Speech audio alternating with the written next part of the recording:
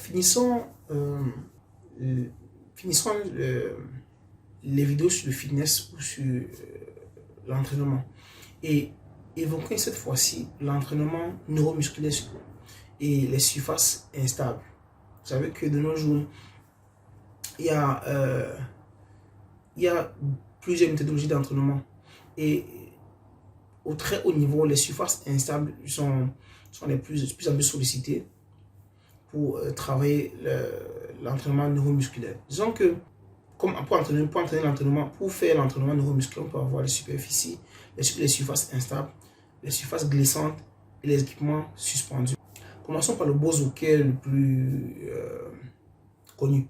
Le BOSU, c'est en anglais en fait, ça signifie both of sides, c'est-à-dire des deux côtés. Et le BOSU qui est le bof, qui est le plus connu, et la fitball, qui sont les deux, le BOSU et la fitball, qui sont deux superficies ou surfaces instables les plus connues, qui sont des outils optimaux dans le domaine du fitness et utilisés à des fins préventives, rééducatives et aussi d'entraînement. Disons que les surfaces instables ou les surfaces glissantes et les équipements suspendus permettent un entraînement intégré de l'équilibre et un conditionnement global d'un sujet grâce à leur haute polyvalence d'application à leur spécificité avec de nombreuses disciplines.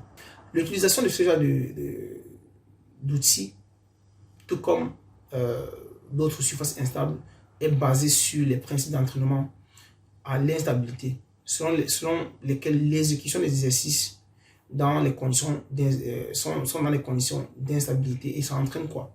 Une augmentation générale et locale de l'activation musculaire proportionnelle au niveau de déstabilisation. Une augmentation de l'implication de la musculature du corps. Le corps, c'est... Comment je vais dire? Le corps, c'est pas C-O-R-E-P-S, non. Le corps, dans ce cas, c'est C-O-R-E. C'est la région du tronc et du bassin qui constitue le centre fonctionnel du corps humain, cette fois-ci. Ensuite, une réduction de la production de la force qui peut varier de 20 à 70% par rapport au même geste effectué dans les conditions stables. Une réduction de la vitesse d'exécution d'un geste spécifique. Une contraction de la musculature antagoniste avec une activation qui peut varier de 20 à 40%. Et enfin, des différents niveaux de la composante motrice et stabilisatrice dans certains groupes musculaires. Évoquons maintenant trois éléments: l'état d'équilibre, l'état de balance ou des déséquilibres et la stabilité.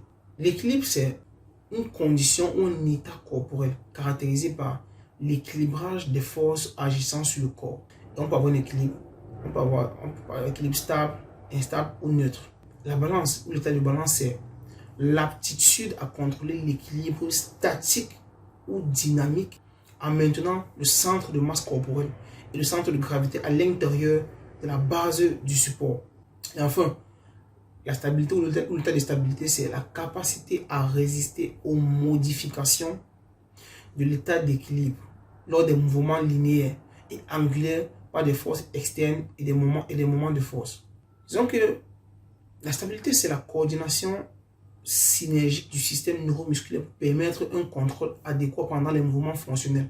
La balance, comme je dis, c'est l'aptitude à maintenir le centre de gravité à l'intérieur du support de base, et ça dépend des inputs sensoriels et moteurs intégrés au niveau du système nerveux central, capable de déterminer des réponses posturales spécifiques. La coordination, c'est... Parce qu'on peut parler d'équilibre et tout, et sans parler de coordination, c'est l'aptitude à utiliser le bon muscle à travers une séquence d'activation correcte des schémas neuromusculaires et avec la bonne intensité.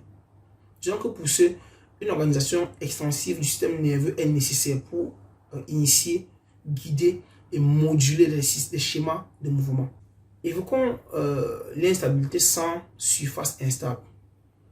Comme la plupart des gestes moteurs et sportifs sont effectués dans des conditions d'asymétrie et d'instabilité sur une surface stable, pour optimiser l'entraînement spécifique à la tâche, il est nécessaire de faire plusieurs choses. Premièrement, exécuter des exercices debout plutôt qu'assis. Utiliser des poids libres par rapport aux machines de musculation.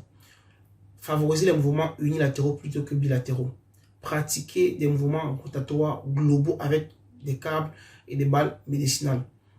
Enfin, exécuter des gestes dans les conditions de stabilité en induisant une déstabilisation par plusieurs choses. La première chose, la déstabilisation peut se faire par la réduction du nombre de supports.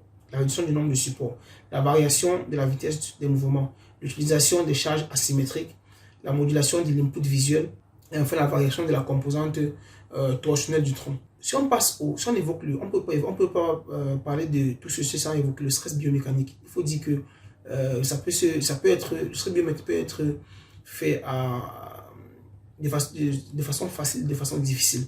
De façon facile, on peut avoir un stress biomécanique avec une base de support qui est large, un support externe et pas de charge, un support externe qui n'est pas large, avec deux supports. Ça c'est facile. Difficile maintenant, c'est quand on a une base de support étroite. On a une base de support étroite.